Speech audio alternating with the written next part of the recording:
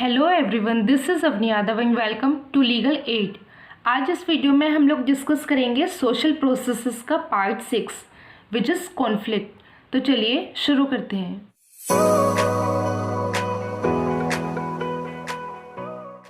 सबसे पहले समझते हैं कि कॉन्फ्लिक्ट होता क्या है। कॉन्फ्लिक्ट डिसएसोसिएटिव सोशल प्रोसेसेस का एक पार्ट है। मतलब कॉन्फ्लिक्ट, लड़ाई झगड़े और मनमुटाव जो होता है वो सोसाइटी में हमेशा प्रेजेंट नहीं होता, ओकेजनली होता है, और जब होता है तब पर्सनल लेवल पर होता है।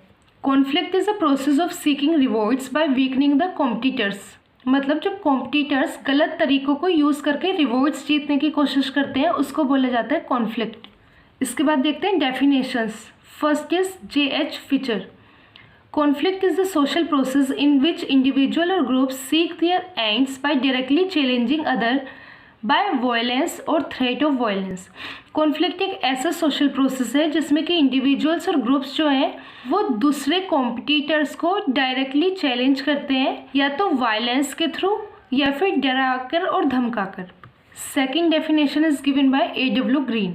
Conflict is deliberate attempt to oppose, resist or coerce the will of other individual or groups. Conflict एक ऐसी attempt है, एक ऐसा प्रोसेस है जिसमें कि एक इंडिविजुअल दूसरे इंडिविजुअल को अपोज करता है, रेसिस्ट करता है, उसको चैलेंज करता है और कोवर्स करता है, मतलब उसको थ्रेट के थ्रू डराने की कोशिश करता है।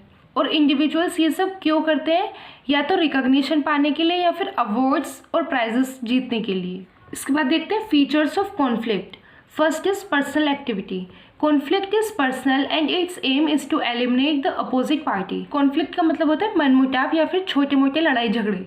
तो जो कॉन्फ्लिक्ट होता है वो हमेशा पर्सनल लेवल पर होता है और इसका एम, लक्ष्य होता है कॉन्फ्लिक्ट का दूसरी पार्टी को एलिमिनेट करना, उसको बाहर निकाल देना कॉम्पिटिशन से ही। The defeat of opponent is the main objective of conflict. Conflict का मेन ऑब्जेक्टिव होता है अपने अपोनेंट को डिफीट करना, उसको हरा देना। When competition is personalised it becomes conflict. जब भी कॉम्पिटिशन पर्सनली इंडिविजुअल्स में आ जाता है तो वो बन जाता है कॉन्फ्लिक्ट। कॉम्पिटिशन को समझने के लिए आप लोग मेरा लास्ट वीडियो देख सकते हो जिसमें कि मैंने कॉम्पिटिशन के मीनिंग, फीचर्स और उसके फंक्शंस को एक्सप्लेन किया है। Second is conscious activity. Conflict एक अटैम्प्ट होती है दूसरे इंडिविजुअल को या फिर अपने अपोनेंट को अपोज करने की, उसको हराने की। एम्स एट कॉजिंग लॉस और इंजरी टू पर्सन और ग्रुप्स। एक इंडिविजुअल जब कॉन्फ्लिक्ट में आता है तो उसका एम हो जाता है कि दूसरे व्यक्ति को, मतलब उसके अपोनेंट को, या तो नुकसान हो जाए या फिर उसको कोई चोट पहुंचे। ये हमेशा ध्यान रखना, कॉम्पिटिशन एक अनकॉन्शियस एक्टिविटी है लेकिन कॉन्फ्लिक्ट एक कॉन्शियस एक्टिविटी जो कि इंसान बिल्कुल अपने होशो हवास में जानबूझ के करता है। Third is universal process. Conflict जो है वो सारी सोसाइटीज़ में प्रेजेंट होता है और ये इमोर्टल होता है, मतलब जब तक ह्यूमन सोसाइटी रहेगी तब तक कॉन्फ्लिक्ट रहेगा। Fourth is intermittent process. Intermittent का मतलब होता है कंटिन्यूटी। जो कॉन्फ्लिक्ट है वो कोऑपरेशन और कॉम्पिटिशन की तरह कंटिन्यूस प्रोसेस नहीं है, ओकेजनली होता है, लेकिन जब भी होता है बहुत बड़े लेवल पर हो जाता है। इसके बाद देखते हैं फंक्शंस और रोल्स ऑफ कॉन्फ्लिक्ट।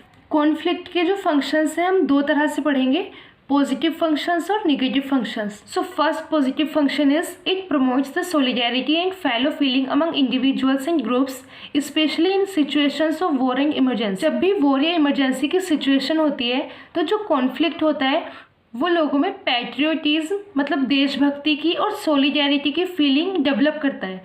मतलब जैसे इंडिया का अगर वॉर डिक्लेयर हो जाए पाकिस्तान या फिर चाइना से, तो जो इंडिया के लोग होंगे जो रिलीजन और कास्ट के बेसिस पर डिवाइड हैं वो एकदम से यूनाइटेड हो जाएंगे और वो पाकिस्तान या फिर चाइना से मिलकर लड़ेंगे।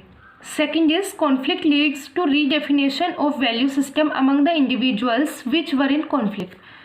जो कॉन्फ्लिक्ट है वो इंडिविजुअल्स में उनके वैल्यू सिस्टम को रीडिफाइन करता है। मतलब मनमुटाव या फिर टकराव होने के बाद में इंडिविजुअल से ग्रुप के बीच में एक फीलिंग आ जाती है कि उन्होंने जो किया है वो गलत किया है, शायद उनकी भी गलती थी।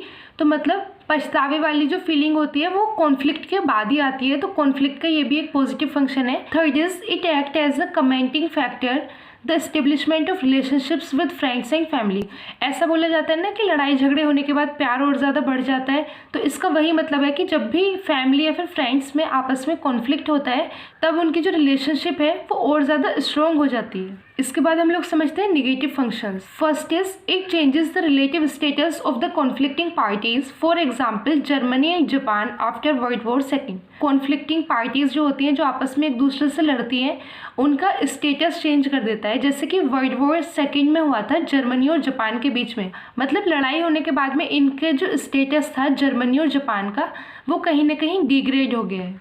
Second is it causes social disorders, chaos and confusion which may destroy lives and properties involved in it। लड़ाई झगड़े जब भी होते हैं वो हमेशा सोसाइटी को डिसइंटीग्रेट करते हैं, उसको तोड़ने का काम करते हैं। बहुत ज़्यादा कन्फ्यूजन हो जाता है, जिससे कि जो इंडिविजुअल्स हैं उनकी लाइफ्स और यहाँ तक कि उनकी जो प्रॉपर्टीज़ होती है वो भी डिस्ट्रॉय हो जाती है। Last one is conflict breaks social unity and cohesion.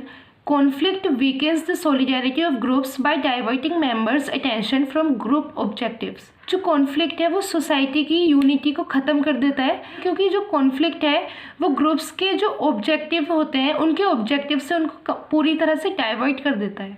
तो इसी के साथ हमारा आज का वीडियो ख़त्म होता है। आई होप आप लोगों को कॉन्फ्लिक्ट अच्छे से समझ में आया हो। अगर आप लोगों को कोई भी इशू है तो आप लोग मेरे को टेलीग्राम पर मैसेज कर सकते हो या फिर कमेंट बॉक्स में कमेंट करके बता सकते हो। So thank you everyone. Thanks for watching my video.